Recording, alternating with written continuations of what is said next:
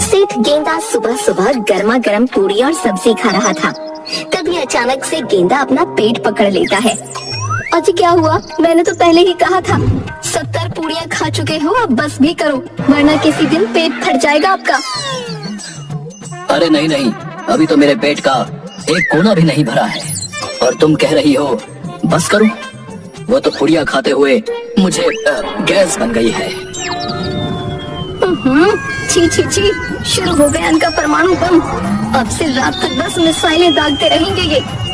गेंदा जैसे ही पाद मारता है वैसे ही सेठ के घर से गुजर रही एक औरत सेठानी से कहती है, अरे बहन जी, अभी ये जोरों की आवाज कहाँ से आई? ऐसा लगा जैसे कुछ फट पड़ा हो। हाँ हाँ, मुझे भी आई है।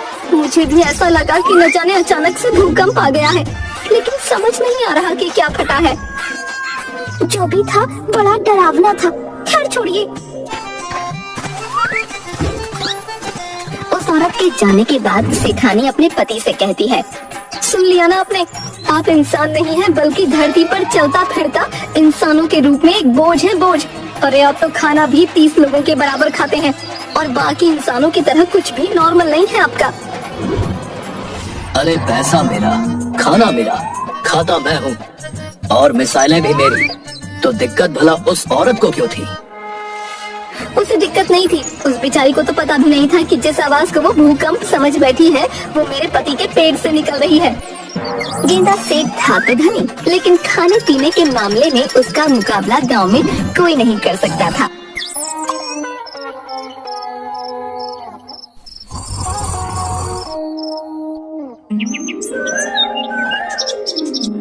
एक रोज गेंदा सेठ गांव की एक शादी में जाता है।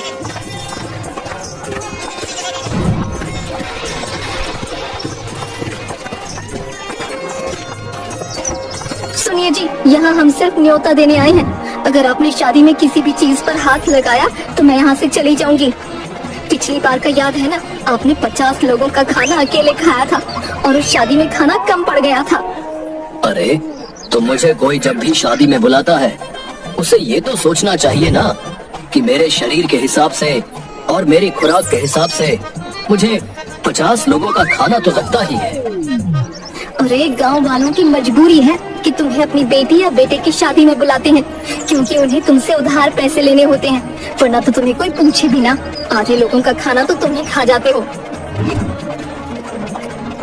सेठानी जहाँ एक तरफ न्योता देने जाती है, वहीं दूसरी तरफ गेंदा सेठ जलेबी, गुलाब जामुन, पूरी सब्जी देखकर खुद को रोक नहीं पाता और खाने पर टूट पड़ता है। तभी सेठानी से जाकर लड़की की माँ हाथ जोड़कर कहती है, बहन जी, मैं आपकी बहुत इज्जत करती हूँ। अब मेरी और मेरी बेटी की इज्जत आपके हाथों में है। अरे अरे बहन जी, कैसी बातें कर रही हैं आप? ऐसा भी क्या हो गया जो आप मेरे सामने हाथ जोड़कर ऐसी बातें कर रही हैं? बहन जी, मैं सेठ जी से तो नहीं कह पाई, लेकिन आपसे कह रही हूँ। वहाँ अभी शादी में खाना भी नहीं शुरू हुआ है और सेठ जी खाना खाने बैठ गए हैं और खाना तो ऐसे खा रहे हैं जैसे कितने दिनों के भूखे हो। अरे बाप रे, सत्यानाश हो इनका। अब तो पक्का आपकी बेटी की शादी में खाना कम पड़ने वाला है। रुकिए, मैं अभी उनको रोकती हूँ। आपकी बहुत मेहरबानी होगी।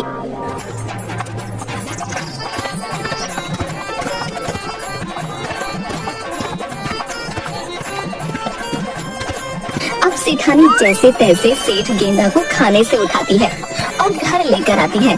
फिर भी गेंदा सेठ कई सारी जलेबियां हाथ में लिए खाता हुआ घर की तरफ बढ़ रहा होता है। अरे अभी तो खाना शुरू किया था और तुमने मुझे उठा दिया। अब घर चलकर तुम मेरे लिए गर्मा गर्म जलेबियां बनाओगी।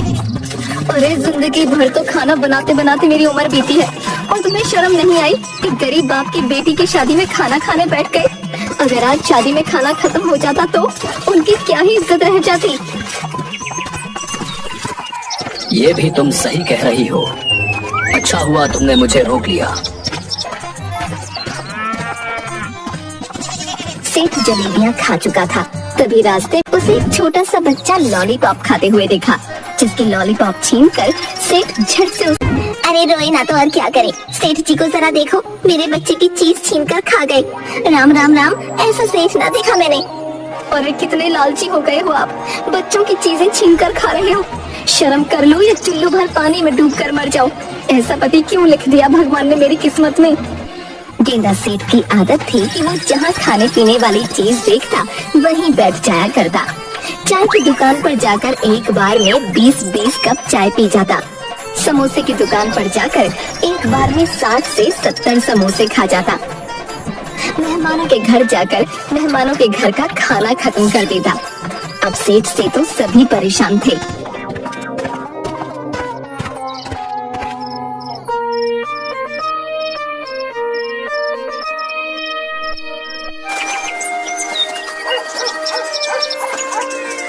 एक रोज सेठ सुबह सुबह पूजा करने के बाद अपनी पत्नी को आवाज लगा रहा होता है, लेकिन सेठानी अपने कमरे में बुखार से तप रही थी।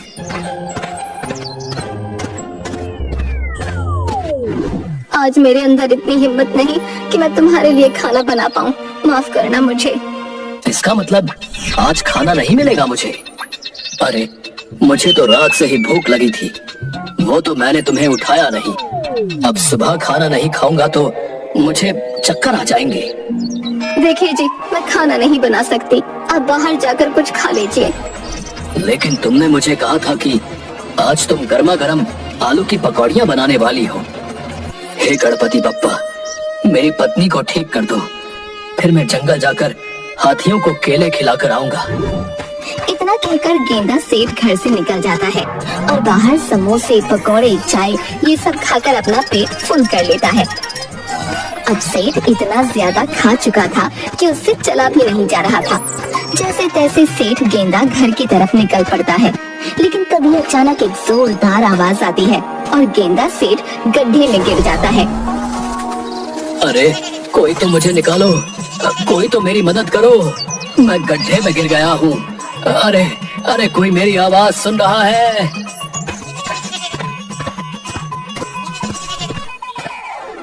अरे सेठ जी, आप गड्ढे में कैसे गिर गए?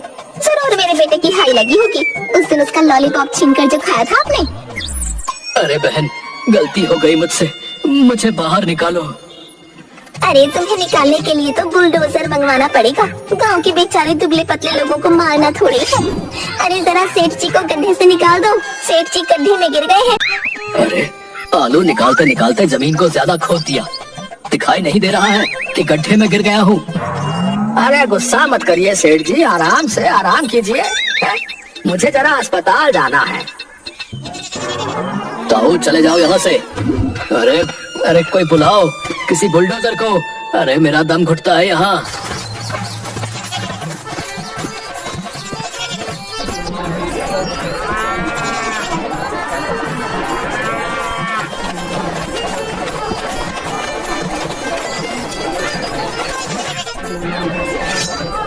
जैसे तैसे गांव वाले भी बुलडोजर मंगवाकर सेठ को गड्ढे से निकालते हैं। सेठ जब घर आता है तो देखता है कि उसकी पत्नी एकदम ठीक है, लेकिन सेठ जी के हाथ और पैर में चोट आती है। ये हाथ पैर कहाँ से तुड़वा कर आ गए? कहाँ लगी इतनी चोट? आज कुछ ज्यादा ही समोसे और चाय खा लिए, जिस वजह से मुझसे चला नहीं जा रहा था, और मेरे आगे मेरा पेट था, और पेट की वजह से मुझे गड्ढा नहीं दिखा और मैं उसमें गिर गया। वो तो भला हो गांव वालों का जिन्होंने मुझे बुलडोजर से निकाल दिया। अरे राम राम, इतना क्यों खाते हो कि अपने पेट के अलावा कुछ नहीं दिखता तुम्हें?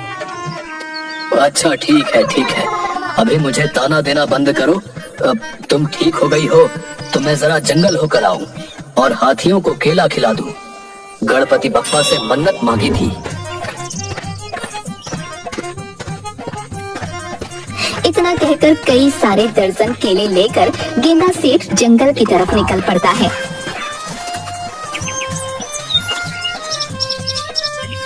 जंगल पहुंचकर गेंदा जैसे ही हाथी के बच्चे को केला खिलाता है, आसपास से 2 हाथी और आ जाते हैं, जिन्हें गेंदा सेठ एक एक करके केला खिला देता है। इतनी दूर से चलकर आया हूँ, मुझे तो खुद भूख लग रही है। इन्हें तो मैंने एक एक केला खिला दिया है। वैसे भी मैंने कौन सा गणपति बप्पा को ये कहा था कि इन्हें ढेर सारे दर्जन भर केले खिलाऊंगा। अब केले तो खिला दिए, चाहे एक हो या आधा। ये कहकर गेंदा सेठ बाकी बचे केले लिए जल्दी जल्दी खाने लगता है। तभी वहाँ मौजूद एक हाथी का बच्चा चिंघाड़ते हुए सेठ से कहता है, ये तुम गलत कर रहे हो। जब तुम्हें हमें केले खिलाने ही नहीं थे तो तुम इन्हें यहाँ लेकर आए ही क्यों? तुम्हारा मोटा पेट जब भरा ही नहीं तो हमारा पेट तुम क्या भरोगे? मुझे जोरों की भूख लगी थी तो मैंने केले खा लिए। रुको, तुम्हें अकेले कुछ ज्यादा ही पसंद है ना? तुम मेरे पापा से चैलेंज लगा कर देखो, पक्का हार जाओगे। बिल्कुल भी नहीं, मैं किसी से नहीं हार सकता। तो अभी बुलाता हूँ पिताजी को। हाथी के बच्चे के चिंघाड़ने की आवाज सुनकर अब आसपास के जंगल से और भी हाथी निकलकर बाहर आते हैं और वो सेठ की तरफ बढ़ने लगते हैं। तभी छोटा हाथी का पिता सेठ से केले खाने का चैलेंज लगाता है। बाकी हाथी आसपास से दोनों को केले लाकर देते हैं और सेठ और हाथी केले खाने लगते हैं। अरे हाथी के बच्चे, और मंगवाओ, मुझे और फल चाहिए। ये क्या भला है पापा? मुझे तो आइडिया ही नहीं था कि इंसानों में भी जानवर होते हैं। अबे छोटे, मनवा दिया तुमने आज। इतना तो मैं पूरे महीने में नहीं खाता जितना इस मोटे सेठ ने इन 2 घंटों में खिला दिया। हाय मेरा पेट। और इतना बोलकर हाथी वहीं ढेर हो जाता है। अरे पापा, पापा उठो ना, आप यूं हार नहीं मान सकते, उठो ना। लेकिन बेचारा हाथी टस से मस न हुआ। अरे बहुत स्वादिष्ट फल है, और लाओ, जरा भी पेट में बहुत जगह है। अरे चाचा, आप इसको मजा चखाओ, इस मोटे को हराना है। ये क्या बातें कर रहे हो? छोटे गुस्सा नहीं करते। इनका नाम गेंदा सेठ है। इनके किस्से तो यमलोक तक पहुँचे हुए हैं। भला हम क्या चीज है? हमें जरा जरूरी काम याद आ गया है, चलते हैं। इतना बोलकर सब हाथी दुम दबाकर भाग लिए। लगता है गलत आदमी से पंगा ले लिया मैंने। अरे सबके सब हाथी कहाँ गए? और मेरा भोजन भी समाप्त हो गया। कुछ और मिलेगा क्या खाने में? इसके बाद छोटा हाथी गुस्से से गेंदा सेठ की तरफ देखता है और वहाँ से जाने लगता है। अरे छोटे, तू भी नाराज हो गया यार? इधर आ, ज्यादा नहीं, 2-4 दर्जन केले ही ला दे। इतना सुन छोटा हाथी और तेज भागने लगा। मम्मी, मम्मी बचाओ, ये मोटा सारा जंगल खा जाएगा।